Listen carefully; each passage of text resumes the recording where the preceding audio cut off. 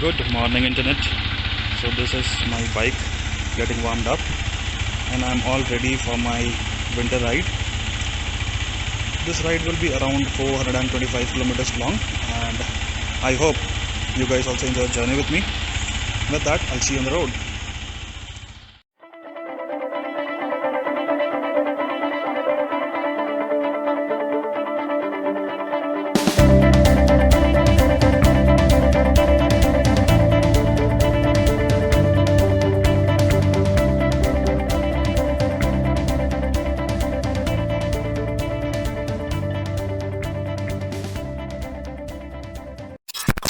Morning folks, so now I have taken a short break for about 10 minutes and I have stopped at a place called Food Court Delight. It is around 116 kilometers away from my place and I have taken a short break. I have been riding since I started, so it is around 7 o'clock in the morning right now and yep, I will now stop next at Hassan maybe. Now the next stop will be at Hassan, which is around 90 kilometers from here. So I'm taking a break at every 100 kilometers approximately, so that the bike as well as myself I get some rest, because obviously this is a sporting bike, so it takes some time. Now I hope I'll see you on the road.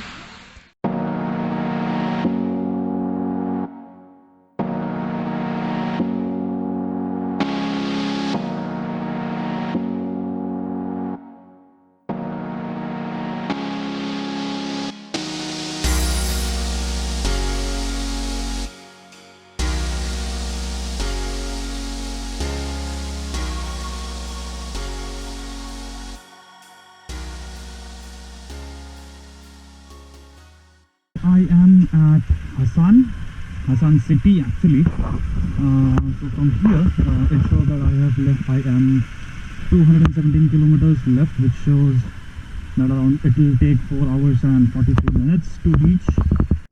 So I should be there by 2:17 p.m. in the afternoon. So this is what Google Madam says. Now let's see how far that is true. I reached this place at around 9 o'clock in the morning and I took 30 minutes of breakfast break. So after breakfast, this is 9:30 right now, it is 9:30. So I'm leaving, I have started my journey again towards Udupi. So at the moment, this is what the city looks like. For some reason Google Maps rerouted me to the city, and luckily I had a breakfast in that. Small mistake which was done by Google. Actually, you need not enter the city, you can take the bypass. So but for some reason Google rerouted me to this way, and I feel I was lucky enough that I quickly stopped for breakfast at a good place. The breakfast was pretty nice, people were pretty good, they were very good actually, and I told them that I am traveling solo, can you please keep a check on my bike, can you keep a check on my helmet by the time I use your restroom, and they were more than happy to do that. So yes, I will say that pretty decent people. Now there is nothing very interesting to show here, but I'll see you guys when I reach the Ghat section. So I hope you guys will stay tuned, and if you like my videos, please do, if you enjoy my videos, please do like, share and subscribe. Let's catch up at the Ghat section. I really didn't want to stop here, but I was passing by this place and I thought that it would be a good stop if I have to, because as you can see, right, the view behind me is pretty beautiful. So this is a place which is around some odd 30 kilometers away from Belur. I crossed Belur. I am taking a small break, having a quick Red Bull. By the way, this video is no way sponsored by Red Bull. I hope they do sponsor me someday. So it is around 30 kilometers away from Belur, pretty decent place. Although the roads are not very broad, but the road condition is pretty good. traffic is less, so it is pretty easy to ride here. I am 170 kilometers away from my destination. So after this, I believe the Ghat section comes. That I will definitely share, and at that point of time, I will also share about my gear, how the bike is performing till now, because by the time I reach there, I should be around 300 kilometers done with this bike at a stretch on a single day, right? So I would definitely be able to tell you. So just have a quick view of the background here. So yeah, that is the background here, right? Pretty decent, pretty beautiful. So catch you soon. So finally, I am here at the Ghat section, which I was curiously waiting for, and this is the place where I will have a quick talk. Generally, I will give you some basic information about this place, and also I'd love to hear from you guys. What do you feel about this place exactly? Let me quickly close my visor down, otherwise a billion of other noises also will be audible. I think that is the best it can do right now. So this is the place I was really excited for, because it is hills. Basically Bangalore is at around 3000 feet above sea level. So when you go to coastal Karnataka or near the beach, you need to go down, right?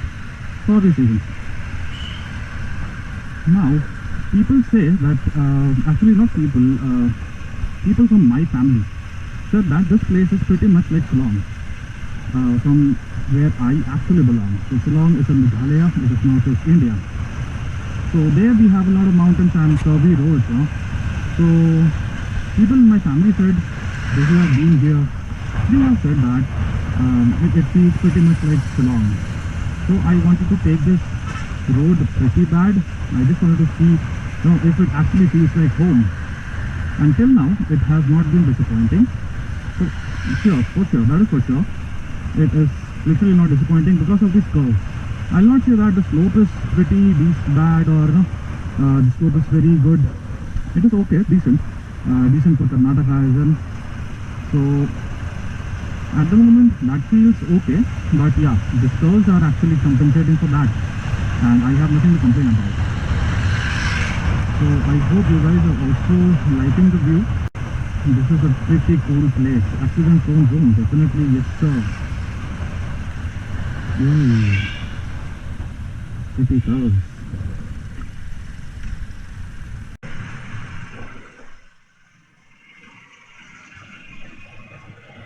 I was eagerly waiting for this place to come. So this is, I guess, 18 kilometers before Nudikere. I'm sorry, but I'm not very handy with the names. I'll have to check a milestone which is written in English, and I can definitely, tell you the name of the place.